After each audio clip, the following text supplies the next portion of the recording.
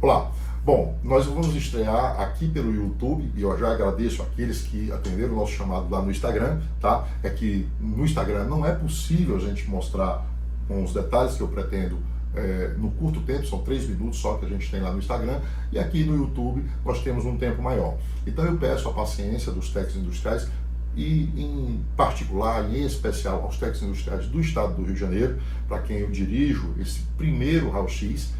Tá? Nós vamos falar aqui de um processo que pretende anular as eleições para a diretoria do Conselho Regional dos Técnicos Industriais do Rio de Janeiro, o CRT Rio de Janeiro.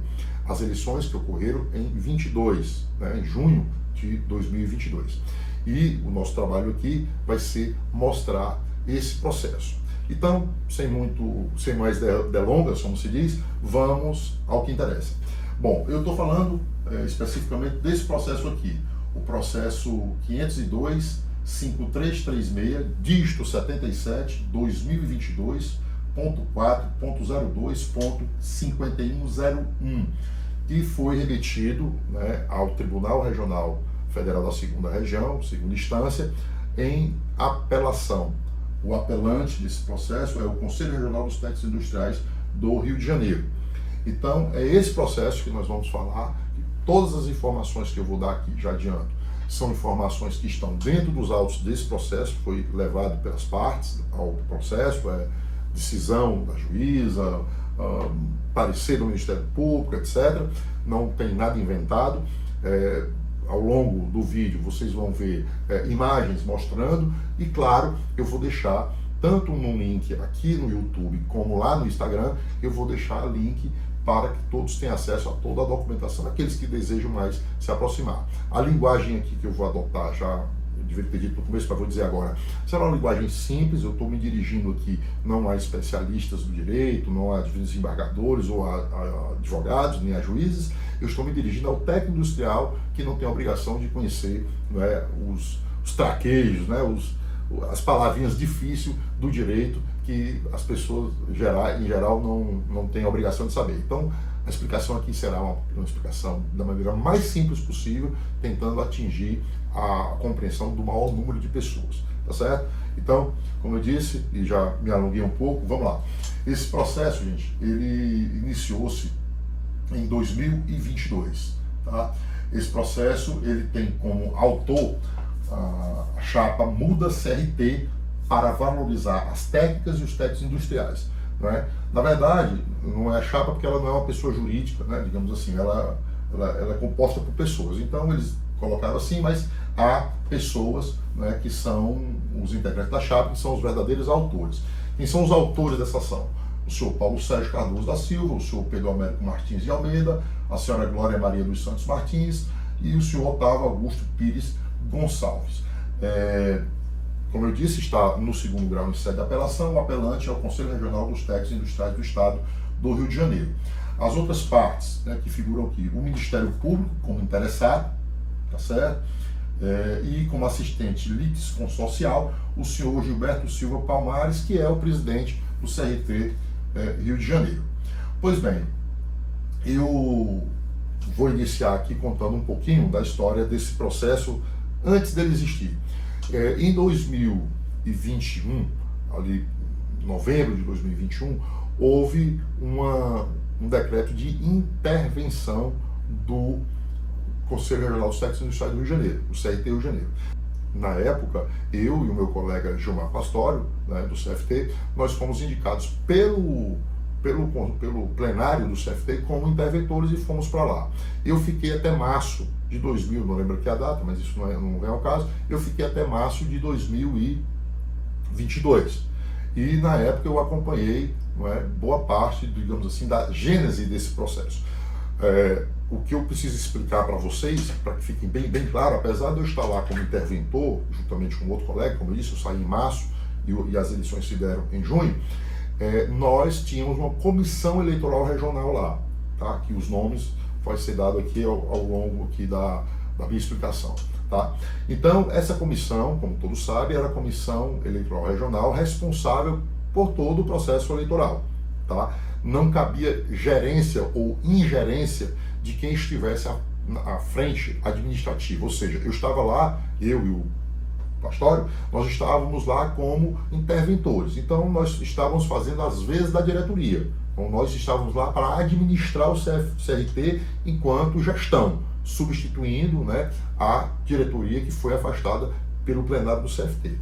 Então, nem nós e nem quem estivesse lá, a própria diretoria, o presidente, não poderia gerenciar a Comissão Eleitoral Regional. Não é responsável nem de gerenciar, nem das suas decisões. Ao contrário, nós tínhamos que manter uma distância, não é, institucional, e apenas prover aos membros, ao presidente, né, o coordenador, melhor dizendo, o coordenador da Comissão Eleitoral Regional, os meios necessários para desenvolver o trabalho dele. E só. Se ele, na época, eles pediam carro, eles pediam diárias, eles pediam, né, enfim, toda a ordem de materiais e condições administrativas para exercer o seu trabalho. Uma sala, por exemplo. Então, essa era a nossa função, dar essa condição. Nós não éramos fiscais da Comissão Eleitoral Regional e muito menos tínhamos autoridade sobre ela. Ela era autônoma e independente, tá certo? A única instituição dentro do sistema CFT, CRTs, que poderiam, digamos assim, corrigir, fazer algum tipo de intervenção, se fosse o caso, era a Comissão Eleitoral Nacional lá em Brasília. Então nós, à época, repito, eu, enquanto interventor até de novembro a março de novembro de 2021, então, isso quer dizer o seguinte, que eu, como interventor de novembro de 2021 a março de 2022, não tinha qualquer gerência. Eu estou aqui eximido de responsabilidade da um, tá? Não vão dizer, eu não estou me eximindo de uma responsabilidade. Na verdade, eu não tenho a responsabilidade a me eximir.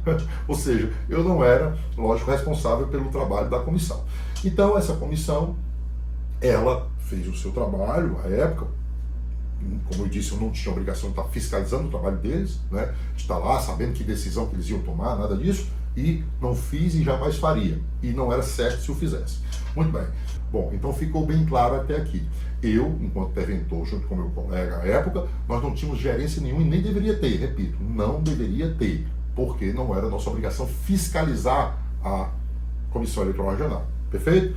Então, a Comissão Eleitoral Regional, diante da sua competência e diante da sua autoridade, resolveu não aceitar o registro de algumas chapas. Ou seja, as chapas pediram o registro, mas o registro não foi aceito. E por que não foi aceito? Por vícios, segundo a Comissão Eleitoral Regional à época, de de falta de documento, enfim, eles encontraram alguma coisa que, segundo a luz do entendimento deles e segundo a resolução, na época a resolução 133, eles entenderam que aquela chapa não era apta a registro. No final, só uma chapa ficou, digamos assim, homologada, tá certo? Foi a chapa justamente que ganhou as eleições, até porque não concorreu com ninguém. Então, para resumir, foi o que aconteceu.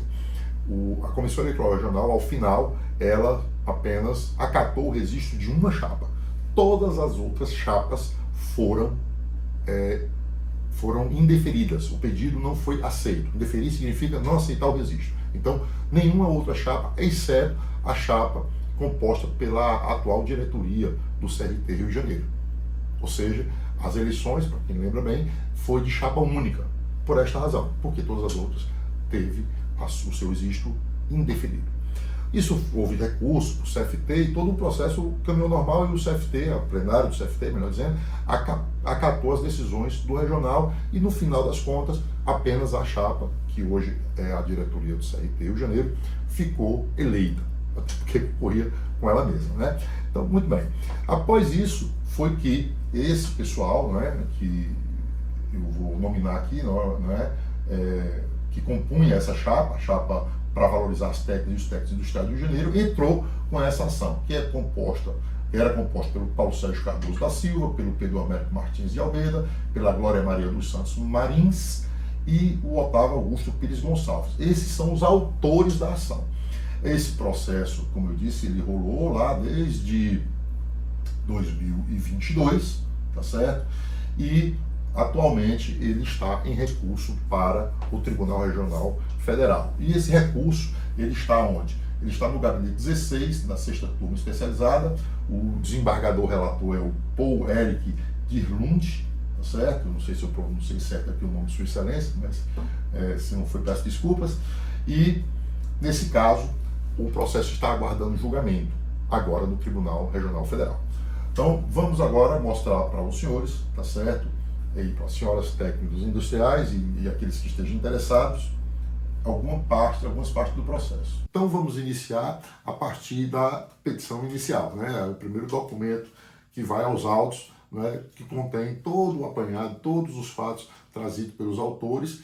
E, por óbvio, né, a gente vai aqui no ponto mais importante. Ele faz, a petição é mais longa que isso, né, é bem longa, e ele faz um apanhado político daquele momento, fala da intervenção que havia ocorrido em face de uma sindicância, que eu participei da sindicância como assessor jurídico, e depois, como já expliquei, fui nomeado interventor. Então ele conta todo esse momento que o CRT vivia.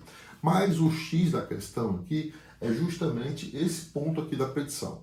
Né? Eu vou ler aqui o que é que o advogado narra, né, como sendo o ponto mais importante e foi o ponto considerado no momento da sentença pelo juízo da 21ª Vara do Rio de Janeiro. Então vamos lá. O motivo do indeferimento da chapa 2 pelo CRT Rio de Janeiro, resumidamente, consiste no argumento de que, no momento da entrega de todos os documentos, ao se realizar a inscrição para a candidatura, a funcionária informou que não recepcionou os documentos apontados como faltantes e pôs dúvida à rúbrica contida no recibo dos documentos apresentados pelos candidatos. Tais justificativos do indeferimento da candidatura constam na deliberação da Comissão Eleitoral Regional do CRT Rio de Janeiro, número 7, de 3 de março de 2022. Então, o que foi que aconteceu? Por orientação da Comissão Eleitoral Nacional, toda a documentação ela era física e entregue diretamente nos regionais. Isso aconteceu no Rio de Janeiro, claro, e aconteceu no Brasil todo. Então, o que é que acontece? Foi orientado, de novo, pela Comissão Eleitoral Nacional, que eles recebessem e fizessem vias e devolvessem uma espécie de contraprova, entendeu? A gente chama de contrafé, né? Os mais antigos chamam de contrafé, ou seja, é uma espécie de um recibo. Você entrega o documento, a sua certidão, por exemplo, a pessoa recebe, rubrica, né? Coloca nos autos do processo e tira uma cópia e rubrica a via e devolve para a pessoa, para ficar comprovado que aquele documento foi o documento que foi recebido. Pois bem, o que é que acontece? No momento que a Comissão Eleitoral Regional foi analisar os documentos dessa chapa, né, eles disseram, a Comissão Eleitoral afirmou que faltava documentos. E por esta falta de documento, conforme previa no regulamento, não havia como você substituir depois, a Comissão Eleitoral Regional resolveu por impugnar a chapa 2. Então, foi basicamente essa a razão. O que é que acontece? Eles entraram com um recurso e no recurso eles juntaram via, né, a cópia daquele recibo, daquela contrafé, como eu expliquei, de quando eles apresentaram lá no momento da inscrição, dizendo que de fato ela recebeu. Acontece que a Comissão Eleitoral Regional não acatou, né, disse que aquela rubrica não era da moça. Inclusive, tem um vídeo dentro dos autos do processo onde a funcionária foi ouvida pela Comissão Eleitoral Regional. E aqui eu vou fazer um parênteses, eu não estou citando o nome dela, até coloquei aqui de preto, pintei de preto aqui onde aparece o nome dela, porque uma pessoa, um ex-funcionário do CRT Rio de Janeiro, que eu conheço, que também eu não vou dizer o nome, entrou em contato comigo e pediu que não citasse o nome dela. Embora o processo seja público, né, está lá nos autos, inclusive no inquérito da Polícia Federal, ela foi ouvida, inclusive foi feita uma acariação entre ela e as pessoas da Comissão Eleitoral Regional, depois eu vou trazer aqui. Mas, assim, para não constrangê-la, se é que ela vai se sentir assim, de novo, em que pese está tudo nos autos do processo, que o processo não é segredo de justiça, ele é público, mas aqui eu vou tratar só com funcionária, né, acatando o pedido dela, tá bom? Então vamos continuar. Mais na frente ele diz, no dia 7 de 3 de 2022, foi apresentada à Comissão Eleitoral Regional SE, Rio de Janeiro, um recurso inominado ao indeferimento do registro da chapa, nas razões do recurso, atenta-se para o fato de que o indeferimento da chapa se deu em razão da suspeita da Comissão Eleitoral sobre a autenticidade do documento juntado, já que afirmam que foram devidamente entregues em sua integralidade. Então, ficou aquela discussão, né? Eles dizendo que entregaram, inclusive mostraram a contrafé com a rúbrica da funcionária, e a Comissão Eleitoral Regional insistindo que não entregaram, que aquilo ali foi falseado, né? Que eles alguém tinha tentado imitar a rúbrica da moça. Pois bem, então, esse é o ponto X do processo. Eles alegam que entregaram documentação e a Comissão Eleitoral Regional fala que não recebeu. E aí o ponto-chave ficou justamente nessa moça, da funcionária do CRT que recepcionou os documentos. Bom, então, em resumo, né, a questão se colocou aqui. A Comissão Eleitoral Regional dizendo que eles não entregaram o documento, eles dizendo que entregaram e apresentaram a contrafé. Contudo, a segunda comissão, né, como eu disse, inclusive foi gravado um vídeo eles falando com a moça, ela não reconheceu naquele momento. Acontece que nós pedimos, e os autores também, um grafotécnico. Inclusive os autores apresentaram até um grafotécnico de um profissional contratado por eles, mas nós não aceitamos na época, não aceitei e pedi que o grafotécnico fosse feito por autoridade policial e, no caso, foi feito pela Polícia Federal. Acontece que o grafotécnico feito pela Polícia Federal ele não foi conclusivo, né? Ele não foi capaz de dizer com certeza que essa assinatura pertencia à funcionária, certo? Então, eu vou mostrar aqui para vocês uma página aqui, onde eu tenho uma página onde você tem o grafotécnico. Só um minutinho que eu vou achar. Bom, então veio um laudo da Polícia Federal, né? Como eu disse, a questão ficou relativa à assinatura na rúbrica. O material, realmente, uma rúbrica é um material muito pouco para você conseguir fazer uma comparação, e foi isso que o perito disse, e ele foi inconclusivo, ou seja, ele não conseguiu dizer se era ou não era dela. E aí nós, né, no caso eu peticionando nos autos do processo, tá certo? Eu fui nesse ponto. Nós estávamos buscando, né, a verdade real, né? E qual era a verdade real que a gente queria? Se houve ou não houve fraude. E aí eu fiz um pedido, né, já que não havia conclusão por parte do perito, eu pedi para que a moça fosse ouvida. Acontece que a juíza, ela entendia que não era necessário, ela queria que o processo andasse rápido, né, no que eu concordava com ela. Acontece que eu achava que a única saída seria ouvi-la. E aí, como tinha um inquérito da Polícia Federal, ela sobrestou, em dado momento ela sobrestou o processo, ou seja, ela paralisou o processo, esperando que a Polícia Federal fizesse as oitivas e as acariações. Quando a Polícia Federal fez, não é, as oitivas e as acariações, a funcionária, inclusive assistida por advogado, ela veio declarar nos autos que aquela assinatura não era dela, que ela não reconhecia.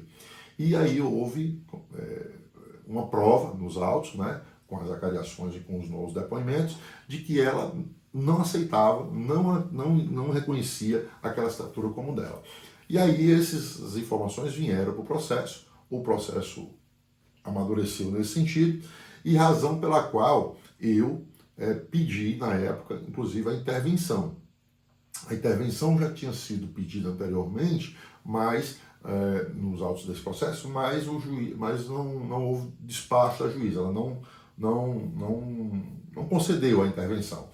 Agora, quando veio aos autos essa informação com mais precisão da própria funcionária, dizendo que não reconhecia a assinatura dela, então a coisa mudou. E eu, como procurador do CFT, eu tinha que defender a legalidade. E aí, nesse momento, eu pedi a intervenção nos autos do processo. Os autores também concordaram comigo que poderia haver a intervenção. Houve uma manifestação do Ministério Público não concordando, que eu estou resumindo, e a juíza entendeu por não conceder a intervenção, alegando que a intervenção poderia ser feita de ofício, poderia ser feita administrativamente pelo CFT.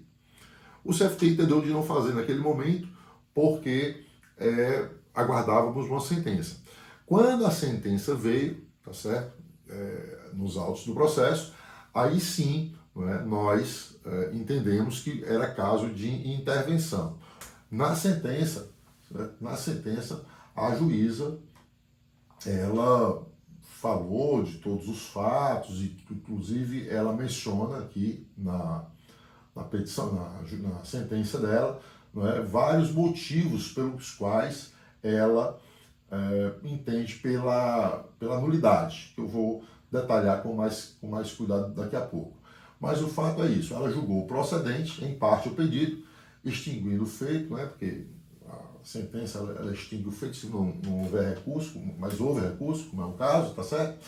E determinou, né, por anular as eleições da diretoria CRT-EJ realizadas no dia 26 de abril de 2022, determinando ao CRT-EJ e ao CFT que seja estabelecido novo processo eleitoral com obediência às normas reguladoras com a realização de novas eleições no prazo de 45 dias, tá certo? E aí foi por essa razão que eu explico depois, mais à frente, como se deu tudo isso, mas nesse ponto veio a nossa certeza de que houve, de fato, uma nulidade. E aí, o presidente do CFT à época, né, o presidente Solomar, ele resolveu fazer a intervenção. Na intervenção, ele deliberou em cima da sentença. Tá? Mas eu conto já os detalhes. Isso já é a segunda intervenção. Né? Bom, então, até aqui fica claro que o pedido de nulidade foi em razão justamente de que os documentos que veio aos autos são documentos que foram retirados dos autos segundo os autores. E mesmo assim, depois no recurso, a Comissão Eleitoral Regional não aceitou os documentos e ainda mais, disse que esses documentos foram falseados na assinatura da funcionária. A funcionária, no primeiro momento, ela disse para a comissão que não reconhecia, mas depois, por intermédio da advogado e num depoimento na Polícia Federal, ela acabou por reconhecer que a assinatura era dela. Né? Então, por essa razão, a juíza entendeu por anular o processo eleitoral do Rio de Janeiro. Vários pontos da sentença mostram aqui as razões de decidir dela, tá certo? Que eu vou deixar, como eu já disse, né, a gente vai deixar isso tudo bem... Eita! Vai deixar isso tudo nos links aí para que vocês tenham acesso à documentação, tá certo? Bom, então agora indo um pouquinho aqui a fundo na sentença, então o que é que ela diz? A parte autora refere que, quando impugnado o registro de sua candidatura, apresentou à Comissão Eleitoral Regional, né, as cópias dos documentos entregues em seu aposto, né, porque tem um eu aqui, deve estar uma digitação, o recebido com a rúbrica da funcionária responsável por tal, mas que a funcionária teria posteriormente negado a autoria das rúbricas. Tal prova acabou por ser produzida através de juntada nos autos do inquérito policial conduzido pela Polícia Federal, né? Delegacia de Repressão em Crimes Fazendários, IPL, número 2022-00255507, acostado nos eventos tais. Então aqui é exatamente o que eu falei, ela foi direto na questão da rúbrica da moça. E, né, ela destacou que foi transformado o processo, número tal, em trâmite da 10ª Vara Criminal da Seção Judiciária. O processo, eu vou dizer aqui, é o 5045010, que a gente vai dar uma olhada nele e mostrar para vocês mais na frente. De forma que é possível o acesso ao mesmo por esse juízo através de simples consulta ao sistema EPROC. Destaque que o IPL continue em trâmite, tendo sido prorrogado o prazo da investigação. Isso na época que ela sentenciou, lá em agosto de 2022. Então, ela utilizou, né, esse trabalho da Polícia Federal e os depoimentos lá acolhidos como sendo a prova de que a assinatura não era dela, da moça, e por conseguinte o processo eleitoral estava maculado por uma ilegalidade, né, até crime, né, que eu não sei ainda, a gente vai ver isso depois, vamos ver juntos o resultado da Polícia Federal. Pronto. Ela diz aqui, destaca novamente que não se está aqui a avaliar a ocorrência de fraude nas eleições, mas apenas em assegurar o direito dos autores de, apresentados os documentos, terem sua chapa inscrita e participar das eleições. Por outro lado, da mesma forma, desnecessária é o oitivo de testemunha, considerando a tomada de depoimento pela autora da Polícia Federal, que foram devidamente juntada aos autos. Interessante que ela destaca aqui, porque como ainda estava em andamento na Polícia Federal o inquérito, ela diz assim, destaque novamente que não se está aqui a avaliar a ocorrência de fraude. Então ela não diz, porque aqui é uma ação civil, que não houve fraude, ela deixou isso lá para o inquérito policial, né? Bem interessante. Ela faz um destaque na sentença dela, que ela diz que não está falando de fraude, até porque isso estava sendo investigado pela Polícia Federal. O que ela diz que mais importante é que a chapa perdeu a oportunidade de concorrer. Então, razão pela qual ela entende que foi nula, uma vez que, repito, né, a funcionária não reconheceu a assinatura, tá certo? E ela diz aqui, ó, aquilo que eu falei, né, lá atrás, que a gente queria que ela fosse ouvida, aí ela diz, ó, por outro lado, da mesma forma, desnecessária a oitiva de testemunhas, considerando a tomada de depoimento pela autoridade policial que foram devidamente juntadas aos autos, e desta maneira submetidas ao contraditório. Porque, como eu falei lá atrás, eu tentei que ela ouvisse, né, quando saiu o laudo da Polícia Federal, a funcionária, mas ela insistiu em deixar que a Polícia Federal fizesse dessa maneira e vir, como a gente chama de direito de prova emprestada, que para mim isso era tranquilo, eu só queria fazer com que o processo andasse mais rápido. Então, senhoras e senhores, esse foi o resultado da sentença, tá certo? E as razões pelas quais a juíza chegou a essa conclusão.